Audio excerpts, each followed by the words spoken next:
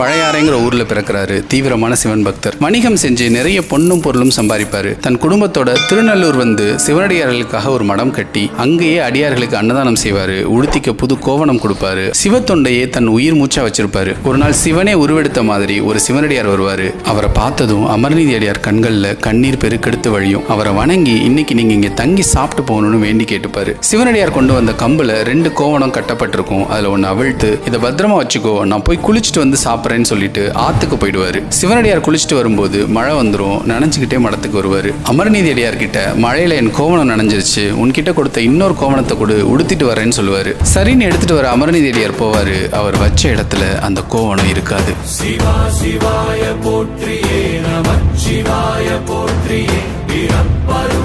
அமர்நீதி அடியார் கலங்கி போயிடுவாரு. சிவனடியார் கிட்ட வந்து, ஐயா நான் வச்ச இடத்துல உங்க கோவணம் மறைஞ்சு போச்சு, என்ன மன்னிச்சிருங்க, அதுக்கு பதிலாக இந்த புது கோவணத்தை உடுத்திக்கோங்கன்னு கொடுப்பாரு. உடனே சிவனடியார், ஓ ஊருக்குள்ள அடியார்களுக்கு உடை தரேன்னு பரப்புனதெல்லாம் என்னோட கோவணத்தை திருடுறதுக்கு தானா, நல்லா இருக்கியா உன் தொழில் அப்படின்னு சொல்லுவாரு. அதை கேட்டதும் அமர்நீதி அடியார் உடஞ்சு போயிடுவாரு. ஐயா என்னோட தப்பை மன்னிச்சிருங்க, உங்க கோவணத்துக்கு பதிலாக நான் பட்டாடை பொன் பொருள் என்ன வேணாலும் தரேன், ஏத்துக்கோங்கன்னு கெஞ்சுவாரு. நான் ஒரு பிரம்மச்சாரி, எனக்கு எதுக்கு உன் பொன் பொருள் எல்லாம், என் கோவணத்துக்கு இணையா இன்னொரு கோவணம் கொடுன்னு சொல்லி தன்னோட கம்புல கட்டப்பட்ட இன்னொரு கோவணத்தை அவிழ்த்து கொடுப்பாரு. தராசுல ஒரு பக்கம் சிவனோட கிழிஞ்ச கோவணம், இன்னொரு பக்கம் அமர்நீதி அடியார் புது கோவணத்தை வைப்பாரு. தராசு நேராகாது. சரின்னு இன்னொரு கோவணத்தை வைப்பாரு. சிவனடியார் கோவணம் இருந்த தட்டு இன்னும் கீழே போகும். தான் வச்சிருந்த எல்லா புது கோவணங்களையும் வச்சிருவாரு. அப்படியும் எடை சமமாகாது. இருந்த எல்லா உடைகளையும் பட்டாடைகளையும் வைப்பாரு. தராசு தட்டு நேராகாது.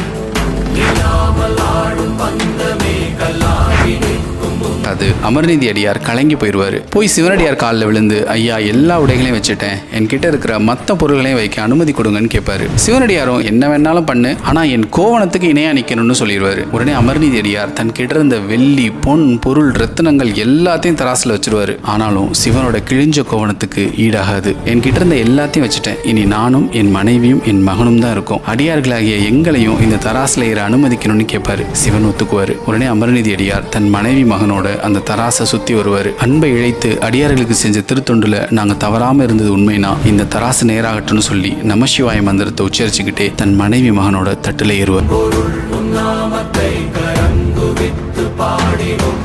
சிவனடியார் வேடத்துல வந்த சிவன் அன்னையோட காட்சி தந்து அமர்நீதியார் அவர் மனைவி மகன் எல்லாருக்கும் முக்தி அளித்து தன்னோட திருவடிகள்ல சேர்த்துப்பாரு.